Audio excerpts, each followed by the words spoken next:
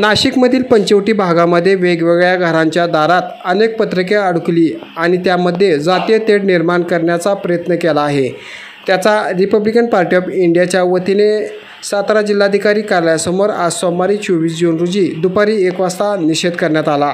तसेच सदर पत्रकाची चौकशी करून छापणाऱ्या प्रेस मालकासह मास्टरमाइंडला अटक करा अशी मागणी जिल्हाधिकाऱ्यांना दिलेल्या निवेदनात करण्यात आली आहे।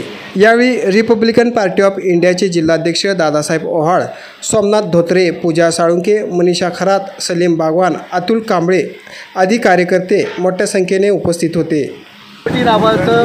एक वसाहत आहे आणि त्या पंचवटीच्या वसाहतीमध्ये परवा 22 तारखेला बौद्ध आणि मातंग चर्मकार ढोर समाजाची वस्ती आहे आणि त्या वस्तीच्या प्रत्येक घराला संध्याकाळी एक पत्रक चिटकवलेलं होतं आणि त्या पत्रकामध्ये सांगितलं होतं की एकंदरच पंचवटीपासून नाशिकचं जे काळाराम मंदिर आहे ते काळारामाचं मंदिर फक्त 200 मीटरवरती आहे आणि त्या तिथं जे पत्रकं चिटकवली होती आणि ते पत्रकं त्यांच्या दरवाजात अडकवली होती। त्या पत्रकात दिलं होतं की महार चांभार कुंभार ढोर यांनी मंदिरात यायचं नाही आणि मंदिराच्या जवळ येऊन तर त्यांना पावित्र्य पाठवायचं असेल तर त्यांनी आंघोळ करून यावे, पायात चप्पल न घालता तिथं यावं, अन्यथा त्यांना आम्ही धडा शिकवल्याशिवाय राहणार नाही।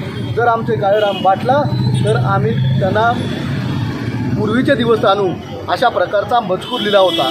त्या मजकूर लिहिणाऱ्याच्या हिंदू युवा वाहिनी नावाचं त्यांचं ते पत्रक आहे आणि त्या पत्रकाच्या खाली त्यांनी इतका किळसवाणा प्रकार लिहूनसुद्धा त्यांनी महामानव डॉक्टर बाबासाहेब आंबेडकर यांच्या प्रतिमावरती रेघुट्या ओढून बाबासाहेबांची विटंबना केलेली आहे। यानंतर त्याच्या खाली त्याचा जो कोण निवेदक आहे त्याचं नाव प्रतिमेश उर्फ सागर दादा चव्हाण अशा पद्धतीचं नाव लिहिलेलं आहे आणि हे अत्यंत किळसवाणी आहे।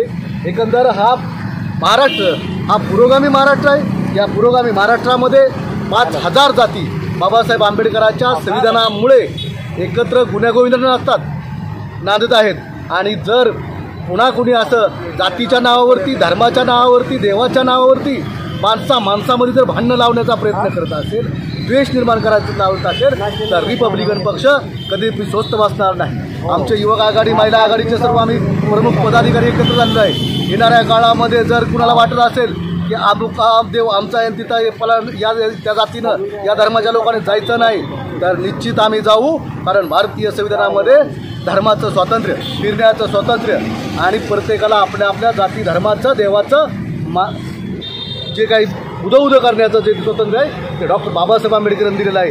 आणि त्याचमुळं आज आम्ही आमच्या दलितांच्या, आमच्या बहुजनांच्या, आम्ही महाराज चांभार कुंभार ढोर यांच्या सन्मानार्थ आम्ही आज इथं निषेध आंदोलन करत आहे आणि उद्याच्या काळामध्ये जर पुन्हा असे प्रकार घडत असतील तर रिपब्लिकन कार्यकर्ते मंदिरात जातील।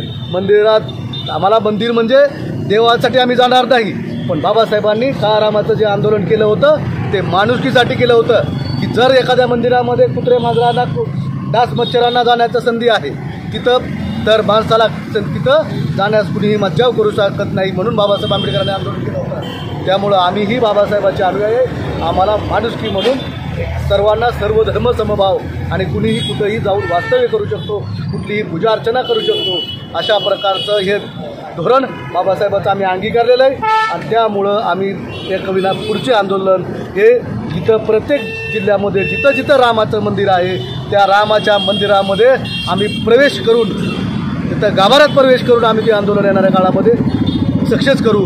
आणि आता आम्ही थोडक्यात संख्येने एकत्र आलो आहे।